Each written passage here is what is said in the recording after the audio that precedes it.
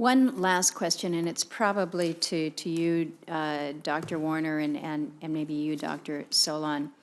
As we think about the new technologies that are out there, the prospects for recycling, there's a lot of excitement and anticipation in terms of what that can yield. I have heard some suggest that we don't need to do more to access our own minerals here in this country. We don't need to make steps in that direction. We can recycle our way forward. And I'm wondering if we are, if we're being visionary enough in understanding what the demand going forward may be, so that we are taking into account the broader increases in electrification and the associated infrastructure that in the future is going to be relying on these. Can any of you give me your comments? Are we to the point where we can just rely on technology to allow us to meet this demand? Or do we need to continue to be the producer of these raw materials at the same time that we're working on the technology? Because I think there are some who believe that there is a very easy way out of this, and I'd like to hear your thoughts on that. Thank you, Senator. I think that is an excellent question where we sit now in the industry, and I don't think that there's a one-size-fits-all solution. I think that the recycling is absolutely going to be necessary with just the pure number of lithium-ion batteries coming into the end of life. But I think, and I think it could add to a significant portion of the minerals used, but I think it's going to have to be a policy that includes both the processing and the mining of natural materials and the refining of the used ones. There's new technologies happening today, such as the roll-to-roll recycling, where they're able to pull cathode materials off, reprocess those, and be able to use those. But those are still in their infancy stages. Today, most of the recycling processes will allow you to get some of the copper, some of the cobalt, and some of the rare minerals out of there through a very expensive process that uses a lot of energy going into it. But I think going into the future, as we see more and more of these batteries coming out, as we look at our cell phones, every cell phone that we've got in the room here and probably sitting in Washington, D.C. uses a lithium cobalt oxide battery. All of those cobalt, what do we do with them when we're done? How many people have one or two sitting at home in a drawer somewhere? I know I do. If we have policies which would allow us to bring those back in and do some urban recycling, that could be another source of some of these raw materials. So I think that using some of the recycling technologies, continuing to develop those recycling technologies will help supplement the need for some of the natural ones, but it will certainly help improve reduce our dependence on some of those foreign sources. Anybody else care to weigh in? Are the minerals that we have on the list, these are the ones that we've identified for today, but again, forecasting into the future, are we going to need to be adding more to that list that we just haven't even envisioned yet? Assistant Secretary Bailash. Well, Madam Chair, I think that's why having a periodic reassessment of the list every couple of years is really important, because over time, the market demands will change, the technology will improve, and draw on different pieces and parts of that list. So, you know, with that dynamism in mind, you know, you can't just set the list one time and that's going to be it for 20 years. It won't stand up. Right. Dr. Sloan?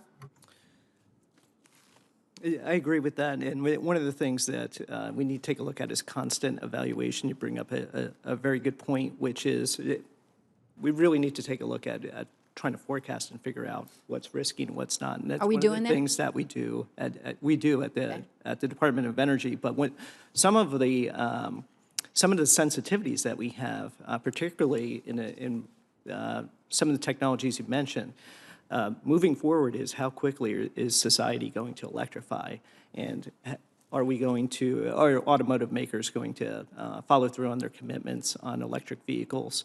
How quickly might the consumer be brought to bear in terms of choosing electric vehicles?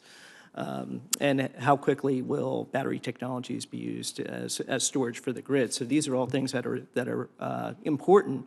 That said, we constantly take a look at these issues at Department of Energy according to a specific mineral or materials importance to energy and also its supply risk.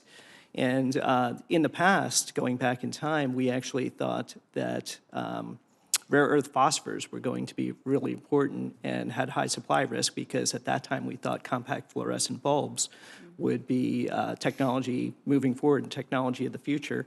And lo and behold, it was not the rare earth phosphors. Now we're talking about gallium because industry's innovated, and now we have LED light bulbs that are actually penetrating the market enough to move world markets.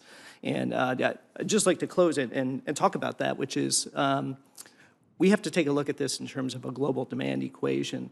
All the different countries and companies are around the world are competing for the same things.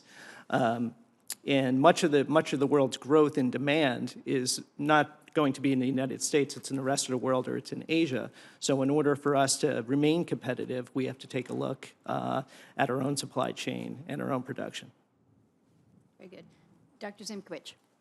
One of the things we tend to overlook in this whole discussion is that markets themselves tend to be fairly elastic. And when I say that, the Washington Monument originally had an aluminum cap on it just to show the world how rich we were. Because aluminum, prior to the Hall process, was more valuable than silver. Now, once the Hall process came along, then all of that useless bauxite in the tropics became a valuable ore. Well, I think the same thing may happen with some of the rare earths and critical minerals. For example, the cheapest rare earths right now go for about $8 per kilogram, $8,000 a ton. Well, that blocks out a lot of markets. If we had the supply, if we had the low-cost processing, then all of a sudden the price goes down, but the market increases in size. So we have to keep that in mind when we're making these assessments. Very interesting. So we've had good input here today from Department of Interior as well as Department of Energy, but I'm reminded that it's the Department of Commerce that has led the development of a strategy to reduce this country's reliance on foreign minerals. We've been waiting to see that report for months. Sorry that we haven't seen that be released yet. We certainly are looking forward to that. But again, it's just a reminder that this is kind of a whole of government approach here when we're talking about our minerals and mineral security and what that means. It's not only what Interior does with accessing them from our lands, what energy is doing to work on the technologies, but how that fits then from a broader view of commerce. So not to mention the perspective from defense, obviously very, very key to the discussion as well. So I hope that Interior and Energy, just as you have outlined today, your departments are working aggressively in this. Hopefully there's coordination with the Department of Commerce as we're talking about the broader strategy. You're nodding your head to affirm that that level of coordination is going on? Yes, ma'am. Yes, it is. You don't say that with levels of exuberant enthusiasm, which kind of concerns me. Can you give me any insight in terms of when we might expect this from Commerce on a release? I know it's not your department, but what do you know?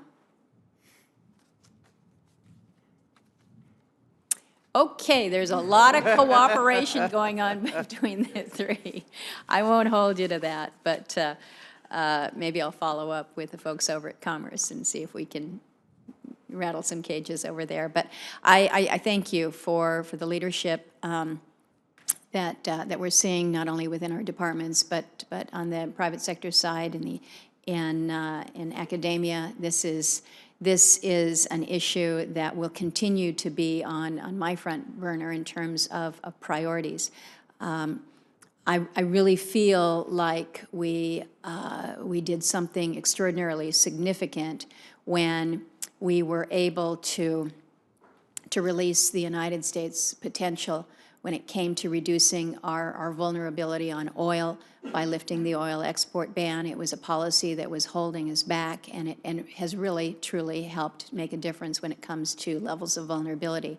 But I fear that we are going in the same direction that we were previously with oil when it comes to minerals and our mineral security. That's not a place where I want to be. I don't think it's a place where any of us want to be. And it's going to take accessing these resources domestically. It's going to take the skilled workforce at all levels, and it's going to take the ingenuity to build out these technologies. And Dr. Zimkowitz, it's been fascinating hearing your report here today, just in terms of what cool and neat things that we are finding in places that one would never have anticipated nor expected. And just again, a reminder of the greatness that we have in so many of our learning institutions, our national labs, and the bright people that we have that are focused on these difficult issues. So thank you for joining us, and thank you for your testimony. We will look forward to advancing both the bill that I've been leading as well as Senator Manchin, and would appreciate your continued input as we move forward with these. With that, the committee stands adjourned.